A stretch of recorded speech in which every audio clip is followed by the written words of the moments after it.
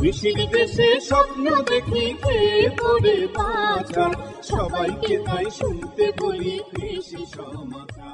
প্রিয় শ্রোতা, বৈশ্বিক জলবায়ু পরিবর্তনের নেতিবাচক প্রভাব থেকে কৃষি ও জীববৈচিত্র্যকে রক্ষা করতে বাংলাদেশের সংশ্লিষ্ট মন্ত্রণালয়গুলো বিভিন্ন কর্মসূচি বাস্তবায়ন করছে।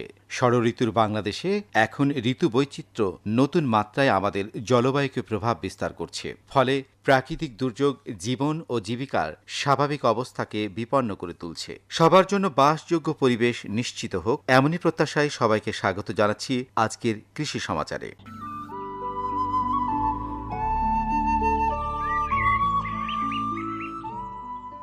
শ্রোতাবন্ধু, মৃৎশিল্প বাংলার চিরায়ত লোক সংস্কৃতির একটি অংশ।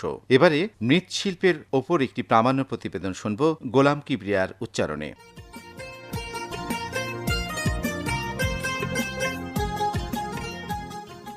স্বাগত জানাচ্ছি আজকের প্রামাণ্য পর্বে। সুপ্রিয় শ্রোতা বন্ধুরা, প্রাচীনকাল থেকেই বরিশালের কলসকাঠি গ্রাম মৃৎশিল্পের জন্য বিখ্যাত।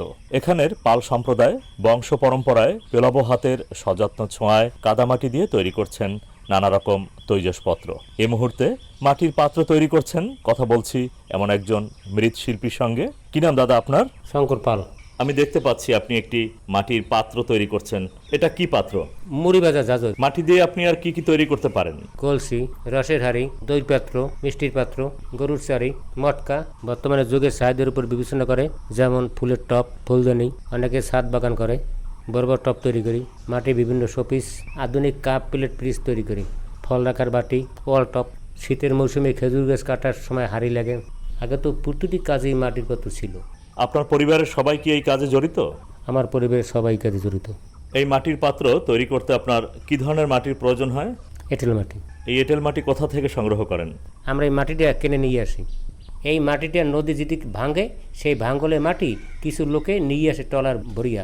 কি হিসেবে কিনে থাকেন? মনে করেন 5 টন মাটি, দাম 4 থেকে 5,000 টাকা। প্রতিদিন আপনি কতগুলো মাটির পাত্র তৈরি করেন? আনুমানিক 50 থেকে 60টি পাত্র তৈরি করতে পারি।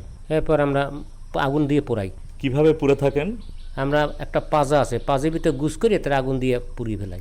একটু প্রস্তুত প্রণালীটা জানতে চাই। মাটি দিয়ে একটা পাজা তৈরি করি, পাজের উপর ওই হাঁড়ি দিয়ে সাজাই, তারপর ওই মাটি হাঁড়ি ভিতরে খড় বা কাদা দিয়ে পল্লব দিয়ে পরে আমরা কাঠ দিয়ে পুড়ি। একটি পাজায় কতগুলো পাত্র একসঙ্গে আপনার পুড়ে থাকেন? মনে করেন 400-500 হাঁড়ি ভিতরে দিয়ে একটা পাজা পুড়িয়ে ফেলাতে পারি। পুড়তে কতদিন সময় লাগে? 2 দিন সময় লাগে। এই খরচ এবং শ্রমের পরে আপনার কেমন লাভ থাকে? আগের মতো অত চাহিদা তো নাই, সেই জন্য লাভের পরিমাণ খুব কম থাকে। আমরা অন্য কোনো পেশা জানি না, এটা শুধু আমরা ধরে রাখছি, আগের পূর্বপুরুষরা করত। এর মধ্যে আমাদের জীবন ও সংসার চলে। এই গ্রামে আপনাদের পাল সম্প্রদায়ের কতজন লোক রয়েছে? এই গ্রামে পালপাড়া 400 লোকে হারবিদল তৈরি করি। এর মধ্যে কিছু সংখ্যক লোক প্রতিমা তৈরি করে। পিতৃ পরিবারের ছেলেমেয়েরা লেখাপড়া করে। এই শিল্পটাকে বাঁচানোর জন্য দেশের সরকার যদি একটু এগিয়ে আসতো, তাহলে এই পরিবেশ বান্ধব শিল্প বেঁচে থাকতো, সেই সঙ্গে আমরা বেঁচে থাকতাম। এটা বাংলার ঐতিহ্যকে তুলে ধরে। আপনাকে অনেক ধন্যবাদ ও শুভকামনা। আপনাকে ধন্যবাদ ও শুভকামনা। হ্যাঁ বন্ধুরা, বাংলার মৃৎশিল্প যুগের চাহিদার সাথে তাল মিলিয়ে এগিয়ে যাবে এ শুভ প্রত্যাশায় বরিশালের কলসকাঠি গ্রামের পালপাড়া থেকে আজ এতটুকু। সবাই ভালো থাকুন, সুন্দর থাকুন।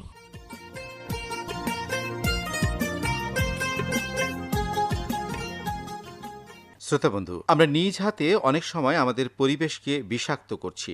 আমাদের সম্মিলিত সচেতনতায় আমাদের পরিবেশ দূষণ রোধ হতে পারে। ক্রমবর্ধমান নগরায়নের জন্য আমরা ফসলি জমিতে ইটভাটা তৈরি করছি, যার ফলে একদিকে যেমন কৃষি জমি কমে যাচ্ছে, অপরদিকে পরিবেশ দূষিত হচ্ছে। এবারে কৃষি জমিতে ইটভাটা স্থাপন রোধে গৃহীত পদক্ষেপ বিষয় জানব।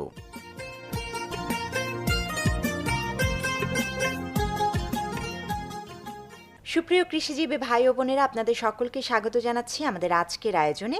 আপনাদের সাথে রয়েছি আমি জান্নাতুল ফেরদৌস তমা। আজ আমাদের স্টুডিওতে উপস্থিত রয়েছেন পরিবেশ অধিদপ্তরের সহকারী পরিচালক জাওয়াতা আফনান, এবং তার সাথে আমরা কথা বলবো কৃষি জমিতে ইট ভাটা স্থাপন রোধে গৃহীত পদক্ষেপ এ বিষয়ে। স্বাগত জানাচ্ছি আপনাকে। ধন্যবাদ। আসলে পরিবেশের সাথে ইট ভাটার একটা সম্পর্ক জড়িয়ে রয়েছে, কেননা পরিবেশ ভালো রাখতে গেলে দেখা যায় যে ইট ভাটার যে বিরূপ প্রতিক্রিয়া সেটিও লক্ষণীয়। তো আপনার কাছ থেকেই জেনে নিব। জি ধন্যবাদ। পরিবেশের সাথে তো ইট ভাটা জড়িত আছেই, আবার এই ইট জিনিসটা আমাদের কৃষি জমির সাথে অতপ্রতভাবে জড়িত। কৃষি জমির মাটি কেন ব্যবহার করা হয় ইট তৈরির ক্ষেত্রে, এমনটি তো তাই না? জি জি, আপনি ঠিক বলেছেন যে আমরা ইট প্রস্তুত করতে তো মাটি লাগে, আমরা তো অন্য মাটিও ব্যবহার করতে পারি, কিন্তু আমরা কৃষি জমির মাটিটাই কেন ব্যবহার করতে চাই? জি, একটি ইট তৈরি করতে মোটামুটি ধরেন 4 কেজির মতো মাটির প্রয়োজন, কিন্তু কৃষি জমির মাটি ব্যবহার না করে অন্য মাটি ব্যবহার করি, সেটা দিয়ে যে ইটটা তৈরি হয় সেটার গুণগত মান এত বেশি ভালো হয় না। কিন্তু কৃষি জমির মাটির দোআঁশ মাটি বা এঁটেল মাটি, যেটা আমরা কৃষি জমির জন্য একদম উপযুক্ত মনে করি, সেই মাটি দিয়ে যদি ইট তৈরি করা হয়, সেই মাটির গুণগত মানটা ভালো হওয়ার কারণে ইটের গুণগত মানটাও ভালো হয় এবং এই মাটিতে দিয়ে তৈরি ইটের দামও ইট ব্যবসায়ীরা যারা আছেন তারা বেশি পান। এই অধিক লাভের আশাই কৃষি জমির মাটিটাই ব্যবহার সবার করা হয়, আগ্রহ বেশি থাকে। আচ্ছা, কৃষি জমির মাটি ব্যবহার করলে অনেক সমস্যাই হয়, একটু সেই সমস্যাগুলোর কথাই শুনি। জি, ইট তৈরি করতে কিন্তু মাটির উপরে ভাগে যে 5 থেকে 10 ইঞ্চি জায়গা আছে, সেই মাটিটুকু ব্যবহার করা হয় ইট তৈরি করার ক্ষেত্রে। এই 5 থেকে 10 ইঞ্চি জায়গায় হচ্ছে মাটির টপ সয়েল বলি আমরা, মাটির উপরিভাগের মাটি। এই মাটিতেই কিন্তু অণুজীব থাকে, জৈব পদার্থ থাকে, এই মাটিতেই কিন্তু ফসলটা আমাদের উৎপাদন হয়, আমাদের বৃক্ষ ভালো হয়।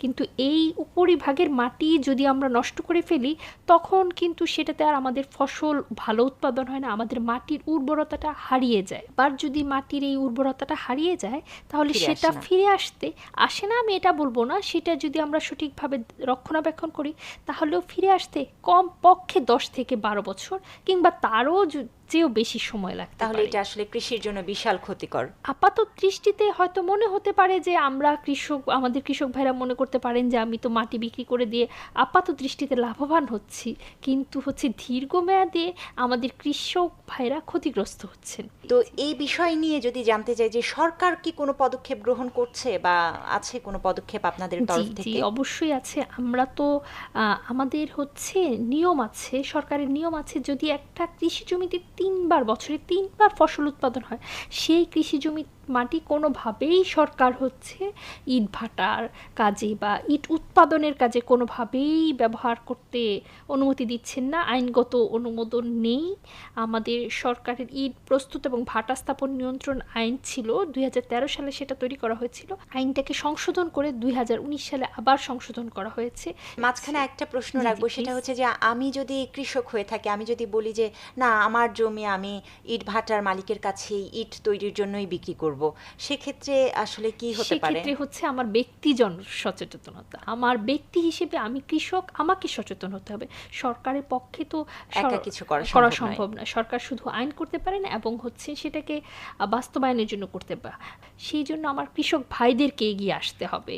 সেক্ষেত্রে হয়তো আমরা এই ইট ভাটার বিরূপ প্রভাব থেকে আমাদের কৃষি জমিকে রক্ষা করতে পারবো। একদমই তাই। আপনাকে অনেক ধন্যবাদ। আশা করছি আপনার কাছ থেকে জানা তথ্যগুলো নিয়ে আমাদের কৃষক ভাইরা অনেক উপকৃত হবেন এবং সচেতন হবেন।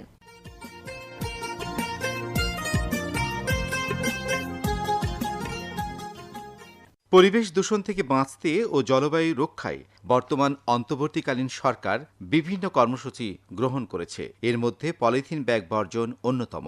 আসুন আমরা পলিথিনের পরিবর্তে পাটজাত পণ্য ব্যবহার করি এবং স্বাস্থ্যসম্মত বাংলাদেশ গড়ি, এমনই প্রত্যাশা জানিয়ে কৃষি সমাচারের আজকের আয়োজন থেকে বিদায় নিচ্ছি। সবাইকে তাই শুনতে বলি কৃষি সমাচার, সবাইকে তাই শুনতে বলি কৃষি সমাচার।